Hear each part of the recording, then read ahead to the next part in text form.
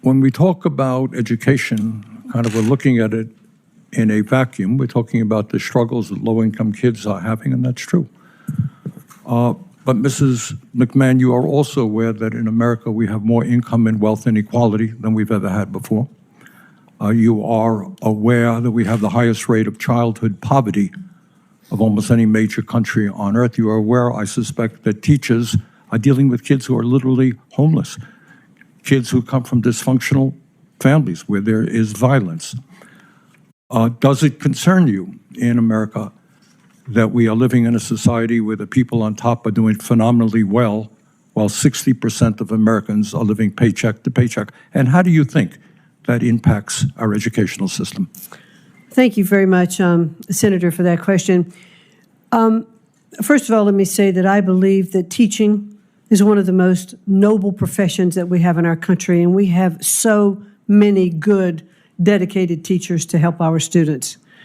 I do think that we are trapping students often in low-performing schools, and that's why the president has such a strong policy towards school choice. But you will agree, I don't mean to interrupt you, but you will agree that you can't just look at education. The truth is that middle class, upper middle class public schools in America generally do pretty well. But if you are homeless, if you were a homeless person and you had kids, the odds of your kids doing pretty well, and I'm just asking you, what do you think about the massive level of income and wealth inequality, the fact that we have the highest rate of childhood poverty? Is that something you think you might want to pay attention to? Well, certainly, Senator, I do believe that we want to make sure that every child in our country has the opportunity to have equal access to a quality education. And the Department of Education really is not setting economic policy in the country. Well, we should focus on educating our children, and we should focus on it at the local level. Let me ask you this. You mentioned correctly that we have many great teachers in America, right? Yes.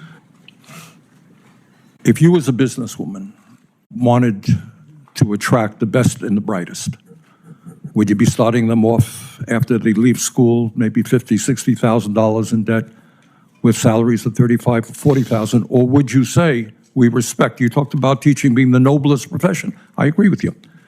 Would you agree with me, support my legislation that says no teacher in America should earn at least $60,000 a year? Well, certainly the pay to teachers is up to the states where those teachers reside. I do believe we should pay our teachers fairly. They spend so much time with our students, and they should be well compensated for their job. Paying them fairly, nobody in the world will disagree with you. I mean, the question is, if teaching is a noble profession, if teaching is an important profession, you know, should we be paying them salaries commensurate with the value that of the work that they are doing? So I'm asking you a simple question.